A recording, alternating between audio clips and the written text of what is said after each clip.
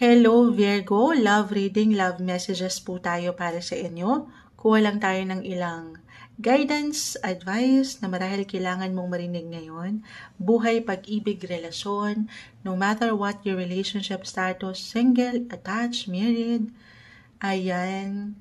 Astrologically, baka meron din ako sakali ma-add since si Venus is currently in retrograde phase right now. Sinilip natin si Venus sa reading natin ngayon dahil Venus is currently again retrograde. Venus is the planet of love, attraction, beauty.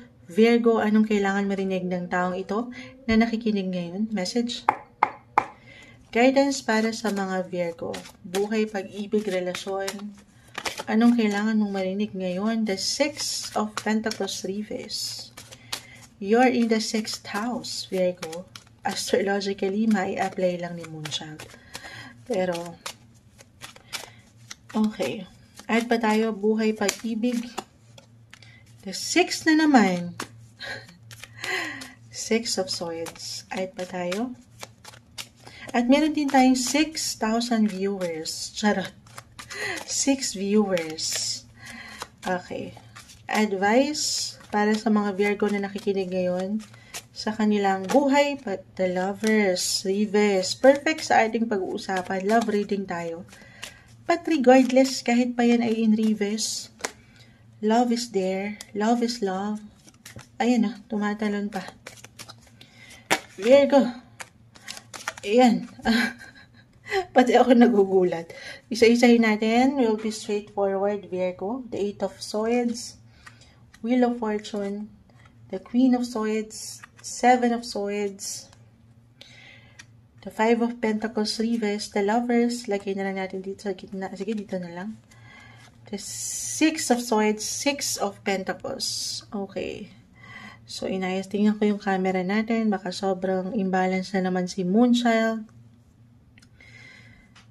Virgo. Okay, napatulala. Andito kasi yung ano eh. Ayan na yun. Yung ilang imbalance na naman tayo, Moonchild. Wala namang perfect relationship kasi.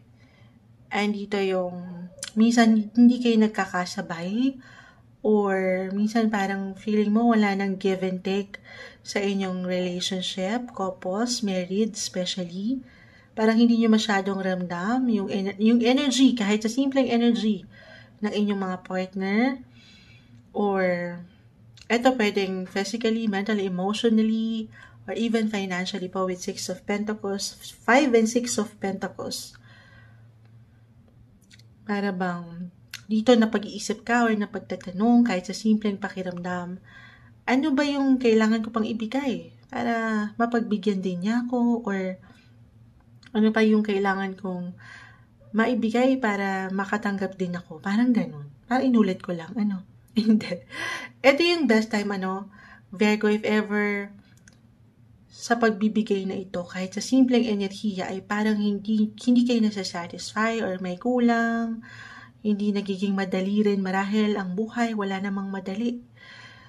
Life in general, this is the time, alin yun, to pause, to reflect, pagdating sa ilang kinakaharap nyo sa buhay pag-ibig. Andito pa ba yung aking na-mention, balance, give and take? Natatanggap mo pa rin ba o natatanggap mo pa ba yung parehong pagtrato mo sa iyong karelasyon? Alam ko, merong hugot. Tayo po ay general reading. Kahit pa pare-pareho kayo ng sign as a Virgo, magkakaiba pa rin po ang bawat isa.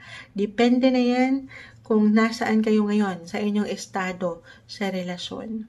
Pero for some of you na merong difficulty talaga, astrologically, si Venus right now is currently, sandali, napacheck si Moonchild. Baka mali ang masabi ko. Oo nga. 7th house of relationship. The 7 of Swords ay narito. Okay. So, meron pa rin ganda dyan. Meron pa rin ganda. Hindi lang ganun kaganda yung flow ngayon. O hindi nyo nakikitaan ng ganda, hindi ka expressive, hindi ka na-impress, hindi ka natutuwa minsan. Kasi nga, lalo pa kung meron na kayong mga pamilya, meron na kayong obligations, responsibilities, parang nawawala yung spark. Nawala na yung kilig moonchild eh. Lalo pa kung matagal na rin kayo, may ilang pagsubok na kayong pinagdaanan, nalagpasan. So, yung spark, yung kilig, totoo naman no, fleeting daw yan, fleeting. Everything is temporary, nawawala yan. Pero sabi ko nga una pa lang, the lovers ay narito. Love is there. Love is love. Hindi na mawawala yan. Okay, dito marahil ay tinetest or patuloy na tinetest lamang ang inyong mga PC. Okay, kung paano nyo i-handle ang inyong relationship. Kung paano kayo nag-i-invest nung pag-ibig. Pag nilay-nilayan, single. Lalo pa rin. Kung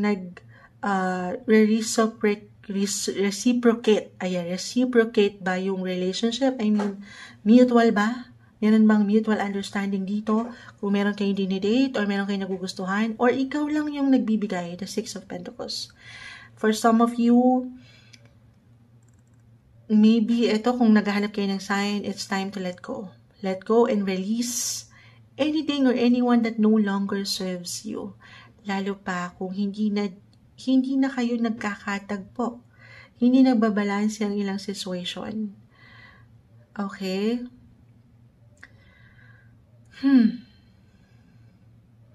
Pero sa mga couples, for some sabi ko nga, tinetest kayo. Merong difficulty ako nakikita, lalo pa kung meron ng ilang obligations, meron ng investment na nabuo, naging malalim na.